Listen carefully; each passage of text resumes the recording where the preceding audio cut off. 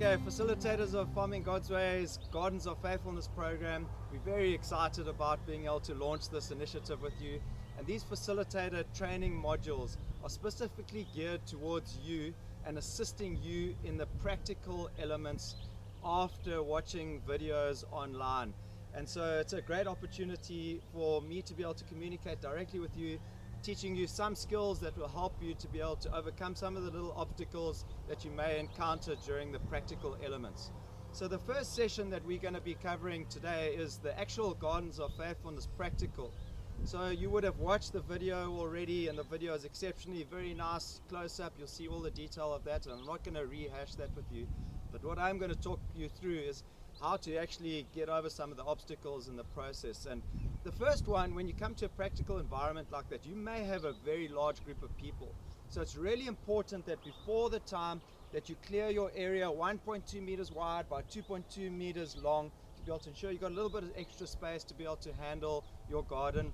And then put a perimeter fence, like at least 2 to 3 meters on either side of the garden, to create a large area around the garden so not everybody comes and crowds around that little 1 by 2 meter area and nobody can see anything. So ensure that you keep people away from the outside edges of your garden to allow everybody to be able to make that perimeter for easy visibility and for opportunity for everyone to be able to learn effectively. The next thing that I wanted to just point out to you was the Gardens of Faithfulness brochure. So this Gardens of Faithfulness brochure is what you are going to be handing out at the session, and I want to encourage you. This is a great tool not only for the implementers but also for you as a trainer, and you can use it to be able to help you through the step-by-step procedure. A lot of the things people are saying, oh, I can't remember that and I can't remember that. You can use this and say to the community as you're going through, if you forget different steps, hey guys, we're going to go to step number 1 and we are going to do this. Everybody open your brochure, you understand how to do it. So you can actually use the brochure to be a tool to be able to assist in being able to not only yourself get through the steps in the correct order, but also to point your audience and your implementers in successful ways of how to use this brochure. Right, the next step is we're going to go through each of the individual items, and I'm going to unpack each of them with you as we walk through this line. Okay, so when you come to preparing your materials, I actually like to have a variety of the pegs available for everyone to be able to see what they could use. We love to use these white permanent pegs. These are plastic conduit. It's very reasonable. You can buy 4 meters for just 12 Rand and cut them into 20 centimeter lengths. That's easy to hit into the ground and they don't rot, which is fantastic. But for the poor, there are 2 other options. The one is obviously to cut wooden pegs and just sharpen the one end, 20 centimeters long as well. You're going to drive that into the ground, so that's a very effective option. And another option is to use bottles. They're 500 milliliter bottles, and you can see this has been filled with some sand to be able to make it heavy, and you're not going to be able to moved out of the ground. So these options are great options for the poor to be able to all have some way to be able to implement the permanent pegs in their gardens. Okay, so you need to pre-cut those to 20 centimeter lengths. The 2 ropes, guys, are really important. So you go and measure out your ropes, make sure that you've got the right lengths end to end on the inside of your pegs. So you just make a simple loop knot on the end, a half hitch or a figure of 8 knot onto the end of that, and make sure you end up with your 1 meter length for across the slope. The downslope rope is exactly the same, except that it's got 2 loops on the end with a 2 meter interval. So try to get a rope that is not too stretchy and to demonstrate a really long lasting rope for your practical demonstrations. The next is a planting stick, and this planting stick is really just a wooden stake that you sharpen at the end, and that sharpening at the end, if you look at that design, it will have a very similar profile of the root ball of the seedlings itself. So don't make them too narrow. It's better that they're slightly wider than the root ball of your seedlings, than narrower than the seedling root ball.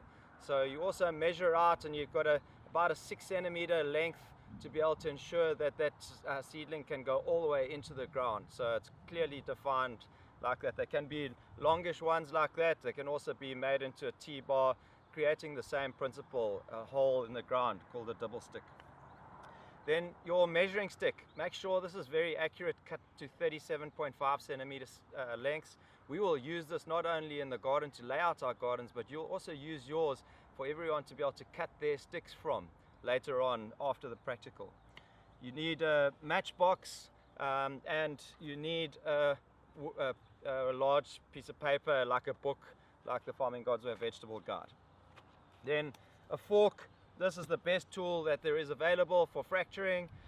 Fantastic implement, and it really just allows us to be able to prepare the ground in advance and create the rooting environment for the vegetables to be able to flourish. If you don't have a fork, you can also use a steel rod like this and a hammer to be able to create the same effect as a fractured environment. It's just obviously going to take a little bit longer. I like to have these at our practicals to be able to demonstrate for the poor that they, even if they don't have access to a fork, they can still fracture their ground and ensure that there's good drainage and good root penetration for the vegetables, which really have got very weak root systems. Obviously a hoe or a garden spade is essential to be able to create the furrows that are needed for our land preparation areas.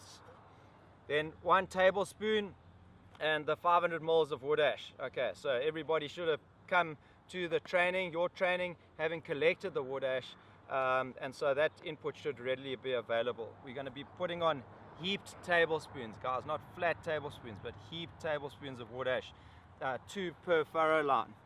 And then the manure, this is a key part. You need a 500 milliliter bowl or a cup or a tin, and try and get manure that is fairly fresh. You want it to be able to allow those plants to have good nutrition right from the outset. And a watering can, essential item to be able to water your garden. You can also use 2-liter water bottles with holes drilled into the bottom of them to be able to act as a watering can. So everybody can do this. If you don't have a watering can, don't let people use it as an excuse, say, oh, I don't have these tools. There are opportunities for everybody to be able to implement this. So they've collected their wood ash, they've collected their 6 liters of manure, and they've collected their blanket. And they need their 5 packets of God's blanket. Can be made up of leaves or grasses that they've collected in the area in and around them. This is what we call white gold, essential for Farming God's Way. Don't take shortcuts or allow your implementers to take shortcuts around the blanket. The standard with Farming God's Way and the blanket is 2.5 centimeters thick and 100% cover. We don't want to see soil. We don't want naked soil. And Gardener's Creation has shown us the value of the blanket. So we use predominantly grasses and leaves throughout our gardens, but this is a fantastic part of why Farming God's Way really works, and the demonstration he's shown us since the very beginning of all time.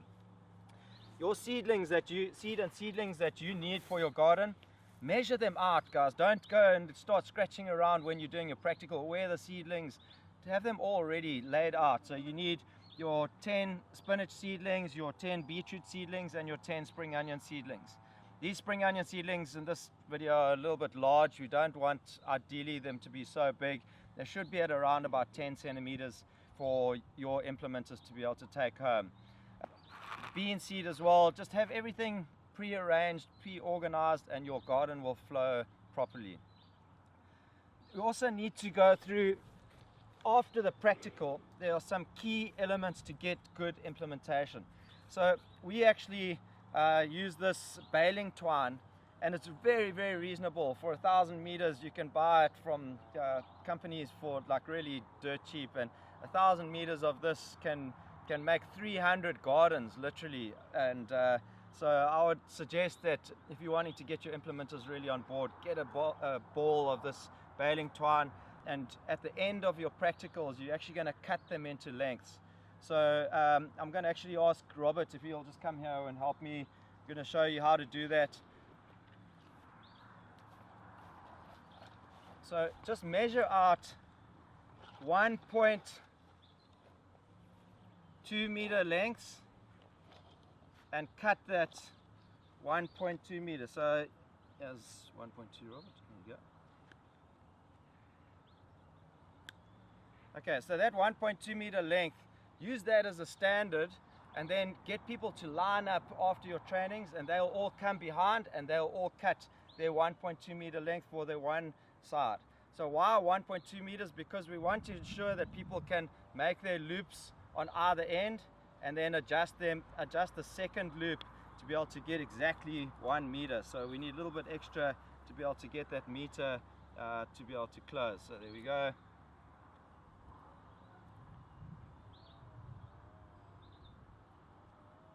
So I wouldn't tie the loops in with the community. It's going to take you too long afterwards, but you can see that exactly spot on to a 1 meter length. So make sure that you just cut that little bit extra. So 1.2 meter length for the 1 meters and a 2.2 meter length for the second downslope area. But this baling twine can really help you and it's very cost effective. The other thing that we like to do after the practical is to make sure that everybody goes away. Rob, would you mind bringing me the 37.5 centimeter stick? Thank you. You can see like everyone was supposed to come to training with their money for their seedlings, but also bring a 50 centimeter stick. So we're going to use our 37.5 centimeter stick to be able to cut this stick to exactly the right length. So I'm going to ask Robert just to cut for us. I'll measure up here. Okay. So what we want people to leave the training with, preferably, is with a 37.5 centimeter stick, their 1 meter rope and their 2 meter rope and their seedling sets, seed and seedling sets. So they should end up with 25 bean seeds, they should end up with 10 beetroot seedlings, 10 spinach seedlings and 10 spring onion seedlings. So when we come to the seedlings, I just want to encourage you, we've done this a few times now, and it's really advantageous to pre-prepare the seedling trays. You know, the seedlings when they come in the trays are fairly difficult to get out, so you literally got to pop them out before the time. Make sure that the seedling trays are well wetted before you do this, and just pre-prepare taking out 10 of each and organizing them into these clutches so that when the distribution takes place at your centers, then everybody will be able to flow easily. So this really helps to speed up operations. So 1, 2, 3, 4, 5, 6, 7, 8, 9, 10. So you would have your 10 beetroot seedlings like that, and then you have your 10 spring onion seedlings and 10 spinach seedlings and your 25 bean seeds. So that little pack would be available when people pay for their seed and seedling sets. Everything is pre-organized. So when you do that, don't go and do that after you finish the practical. My suggestion is that you would start doing this just before you are going to start your training. So come that morning and pre-pack them into the numbers of trainees that are going to come to the training.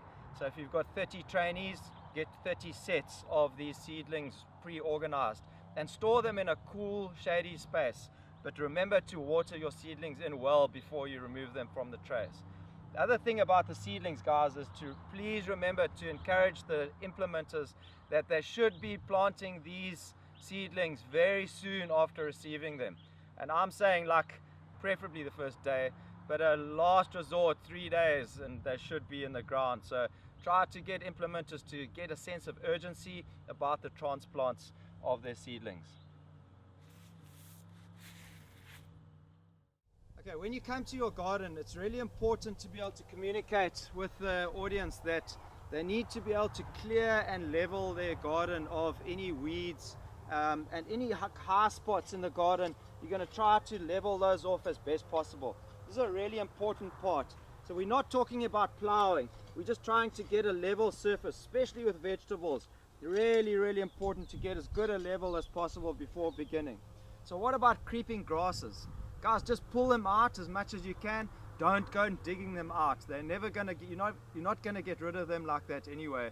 So just pull them out as best you can and just weed on the surface of the ground. You're not going like weeding like a big jungle that is plowing. Okay, so we'll avoid that like the plague. We're going to make sure that we are going to just weed on the surface of the ground, just cutting them off nice and neatly. And our weed control is going to come through smother mulching using God's blanket. Okay. So after you've cleared and leveled your garden, if your garden is susceptible to waterlogging problems, Then you're going to build boxes, either out of wooden planks, or you can use bricks to be able to raise it just 15 centimeters above the ground. You can also use the raised bed environment, and you can see in the Farming God's Way vegetable series how to actually design a raised bed. They're 1 meter across and they run down the slope, so those are very useful to be able to have in waterlogged conditions, or where you've got sewerage or other problems like very shallow soils in your gardens. Okay, let's get stuck into the garden now. First thing we're going to do is we're going to establish the top side of our garden, and we refer to this as our baseline. So hammer in corner peg number 1 and hook your loop onto that corner peg. Pull your terrain rope nice and tight, your 1 meter rope across the line nice and tight, and hammer in corner peg number 2. Next, you're going to use a book and you're going to establish the perfect square. So you line up the edge of the book with the baseline. Once you've established that baseline square, you can then hook on your 2 meter rope, and I'm going to ask Robert if he'll just help me here. Hook on the 2 meter rope and align that rope's edge carefully with the downslope rope that Robert is going to be able to use. So come across, Robert, come across. Okay, that's perfect. Okay, drop it in. There you go. Put it in.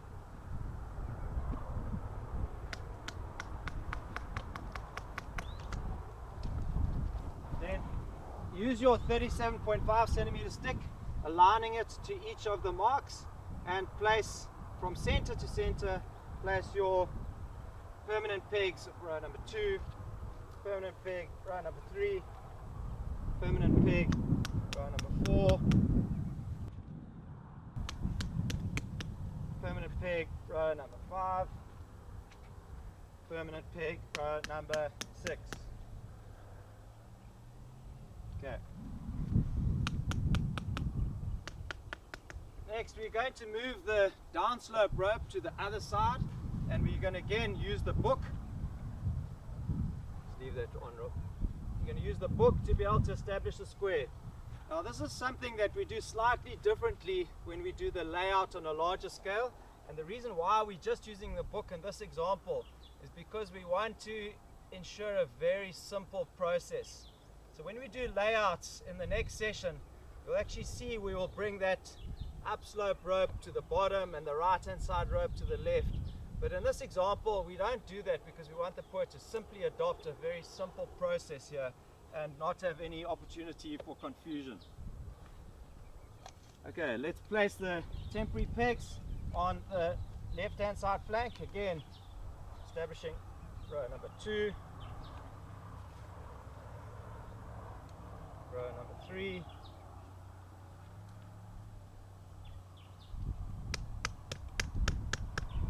row number 4,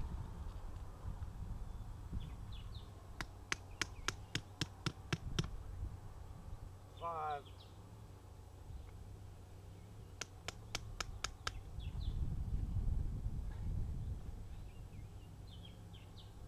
and row number 6.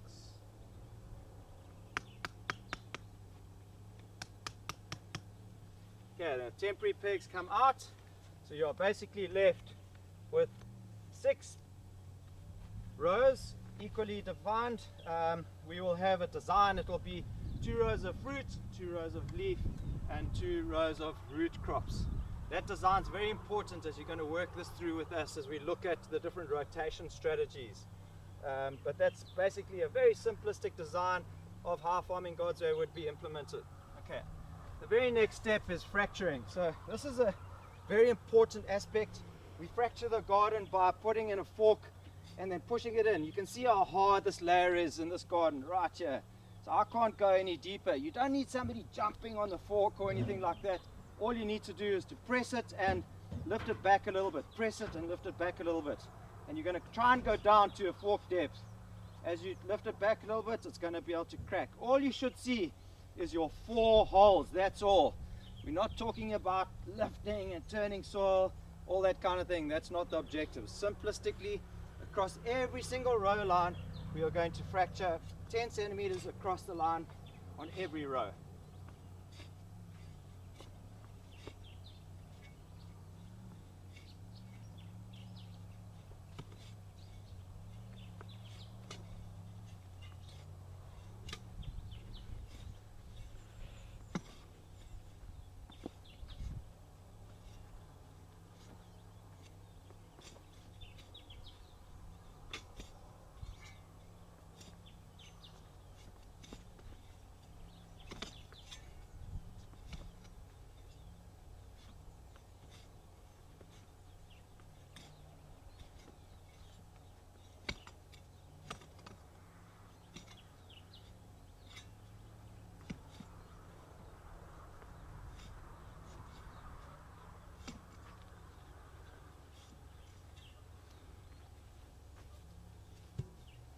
Okay, after we've completed the fracturing process, your next step is to be able to furrow. So we keep our terrain rope at the top side, and we're literally going to dig a 10 centimeter furrow across the line from one side of the permanent pegs to the other.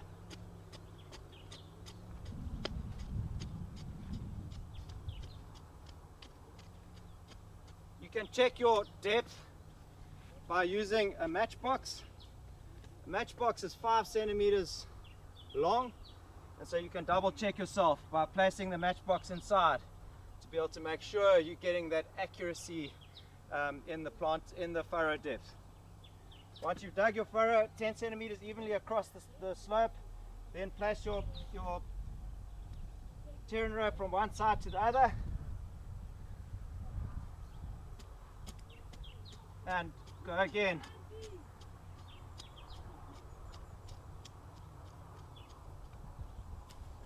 And carry on going all the way down the line with your preparations of permanence. So wood ash is a really valuable resource that God's given us in His all-sufficiency. So we are going to apply 2 tablespoons per single row. So take a heaped tablespoon, stand on the top side and go to your halfway mark, spreading it evenly. When you guys come to the flanks, I encourage you to just do the half on either side.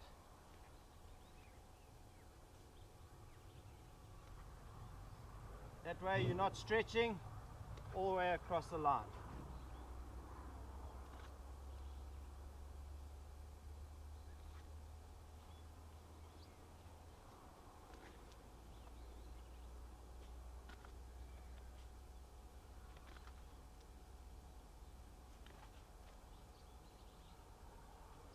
Okay, so wood ash is a key part of God's all-sufficiency. It also is fixing the soil pHs, supplying the plant with macro and micronutrients which are essential for healthy plants, and healthy plants make healthy people.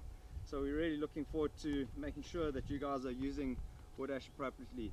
You should not be using briquettes. We're talking about charcoal, or we are talking about normal wood ash from fire burnt areas, but not briquettes. Okay, the next step is application of manure, and we're going to do the same with the manure as we did with the wood ash. In this instance we are going to apply 500 mils of manure or compost to every half line. So same as what we did with the wood ash. Apply your half line accurately.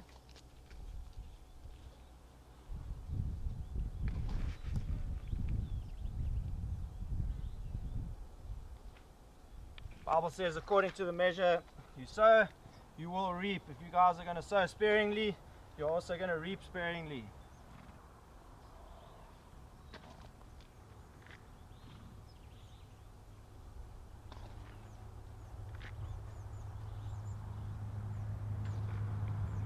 So where your soils are very depleted, we want to make sure that we are bumping that nutrition inside the soil up so those plants get all the food that they need to be able to flourish.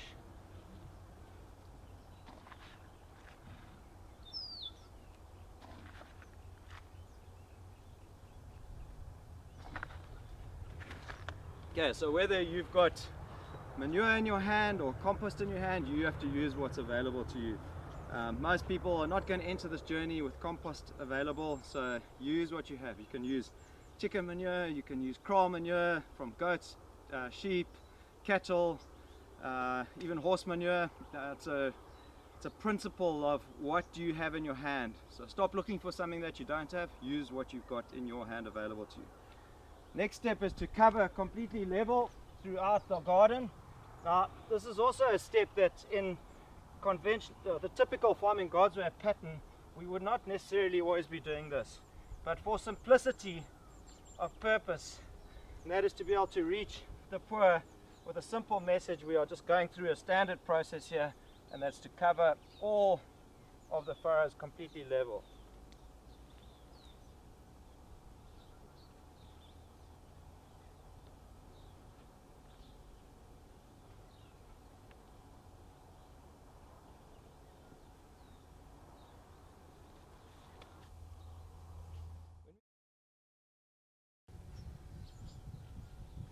Before you go ahead with any planting exercise, I really encourage you to teach people to water the gardens in well before planting. So this is very unusual for most communities. They would only water after planting, but the reality is, especially with the seedlings, you must never plant into dry soil.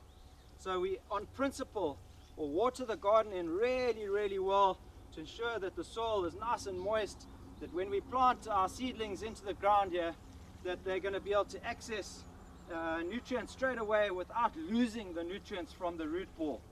So you never ever plant seedlings into dry soil. So we'll always water in well first.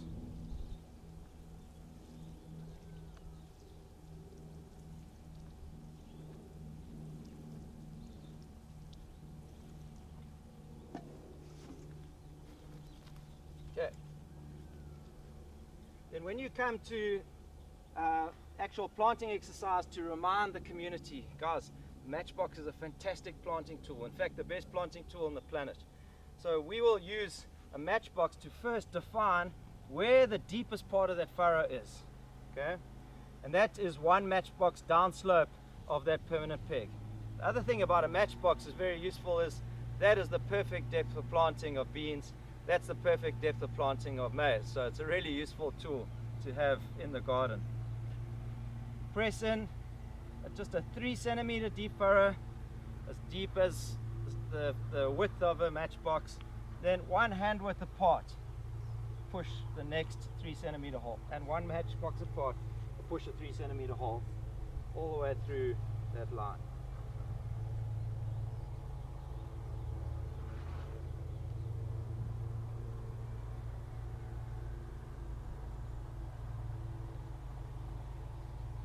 Okay, 10 holes per line, and then do the same on row number 2.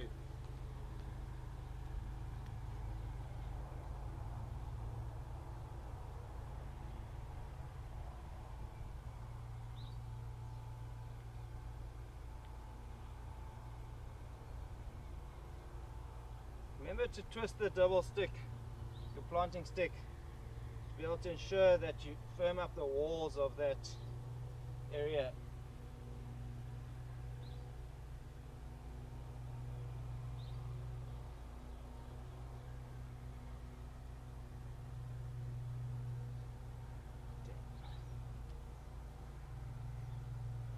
Okay, when it comes to the planting of the beans, very simple. There's one seed in every hole. Here we've got accurate planting depth and we've got accurate spacing because we took the time to measure them. Place one seed.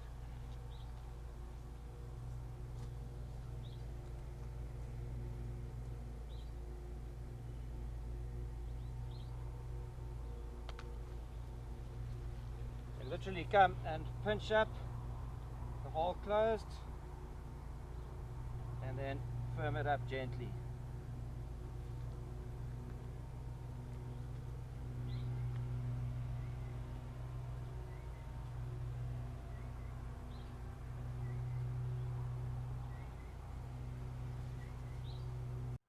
When you come to planting the spinach seedlings, We're again going to use our matchbox to be able to define where the deepest part of the furrow is.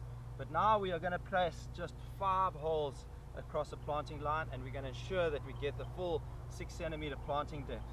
So start quite close to your permanent peg, press in quite a lot deeper than you have been with beans to get your 6 centimeter interval. Then use 2 fists to be able to establish where your second seedling hole will be. 2 fists, 20 centimeter intervals. 1, 2.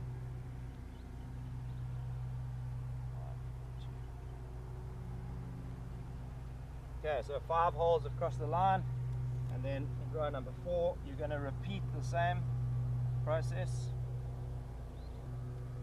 Matchbox. 1, 2, 2.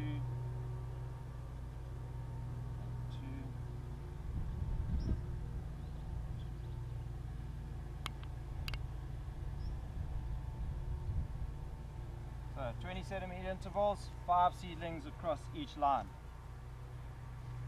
Okay, so we're now going to plant these 10 spinach seedlings. I find a very easy way to do this is to actually pre-place the seedlings in the hole where you're going to plant them.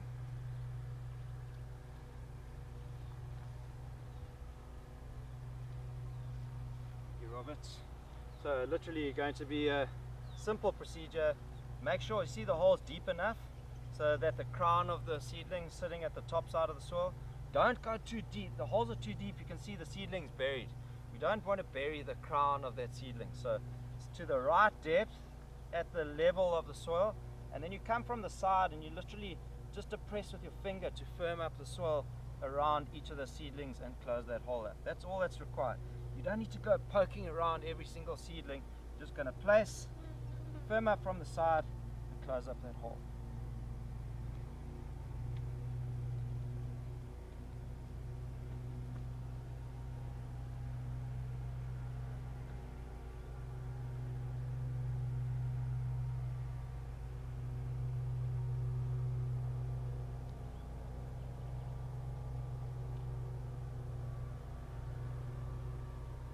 With all seedlings, guys, there are 2 basic rules. 3 to be exact. Never plant seedlings into dry soil. Second one is never plant seedlings in a hole that's too shallow. If the hole is too shallow, you get what's called a J root, which is that bend in the root like that. Don't want that. That affects a lot of the plant's ability to grow because the root is designed to grow straight into the soil. The other one is you don't want to have an air space underneath that seedling like that.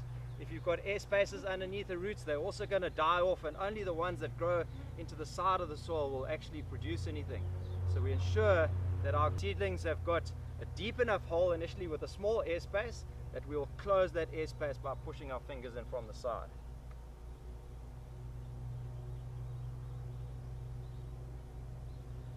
Okay, now we move down to the root portion, and this time we are going to plant 10 seedlings per line. Again, 1 matchbox downslope of the terrain rope line. Again, pressing in all the way, 1 hand width apart every 10 centimeters. We're going to plant beetroot at 10 centimeter intervals.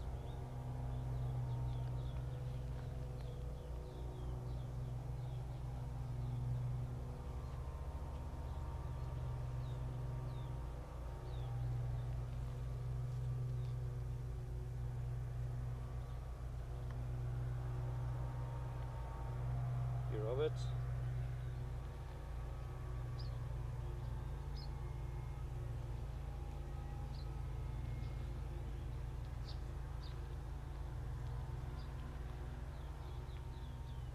Okay, after you place the seedlings, again, same procedure. Seedling in, press from the side, firm up, close that air space.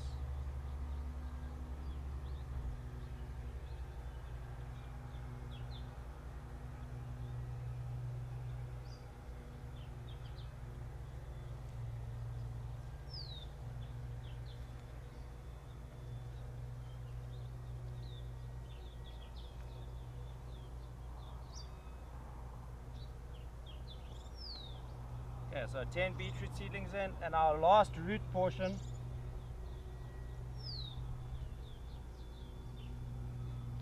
With the permanent pegs, it's really important to get the permanent pegs to just stick just above the ground. I like to have them just 5 centimeters above the ground, but we've obviously left these a little bit higher for you to be able to see in the videos. If the permanent pegs are too high up, they easily come out or can easily be pulled out by the terrain rope. So you hit them in all the way, just sticking up above the ground. Okay, again, same thing with spring onion. 1 matchbox down slope of the rope, press, double stick, 1 hand width.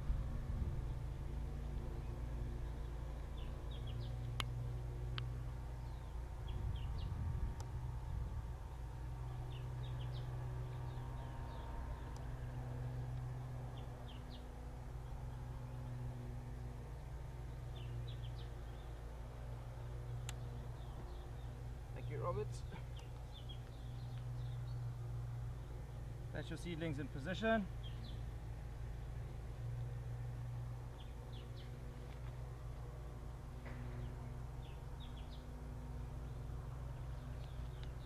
Place them and firm up.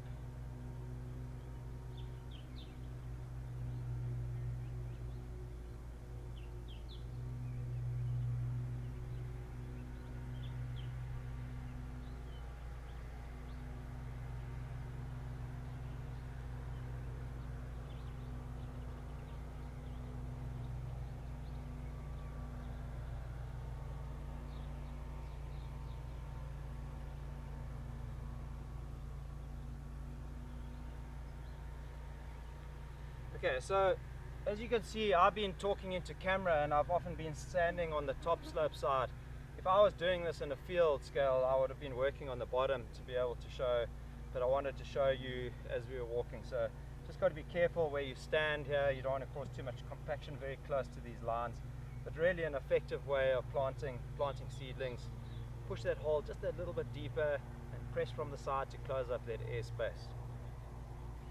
Right, the next very, very important step is the application of God's blanket, and I'm going to ask Robert to help me here.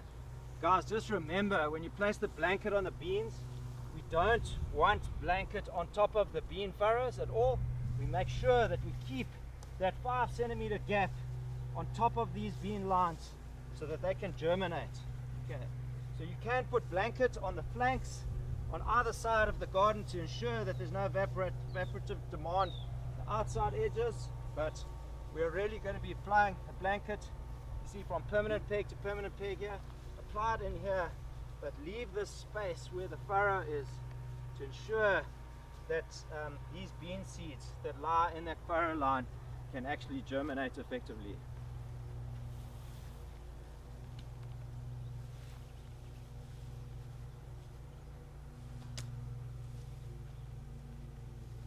Again, for the second line, the same is true. We're leaving that line open to allow for germination. A minimum of 5 centimeters to allow that germination to take place effectively. And once those beans have emerged properly, then you can simply go ahead and bring the blanket up close to those bean seedlings. But in the early phase, let them get up to about 10 centimeters. And once those beans are up, then you can bring the blanket around.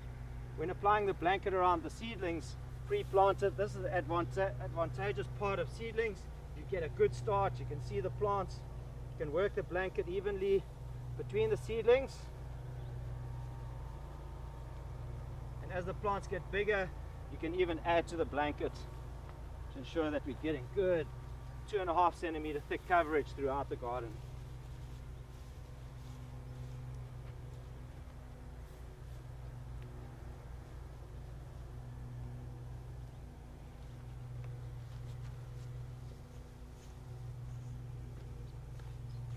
Right, and then we're going to water this garden in really well now.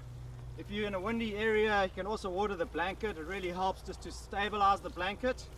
And once the blanket is stabilized, the fungal myceliums actually start to rot it in and it starts to lock into place. But also, because of the spacing of these plants, you're also going to be able to get excellent binding of the blanket because the plants are nice and close together as well.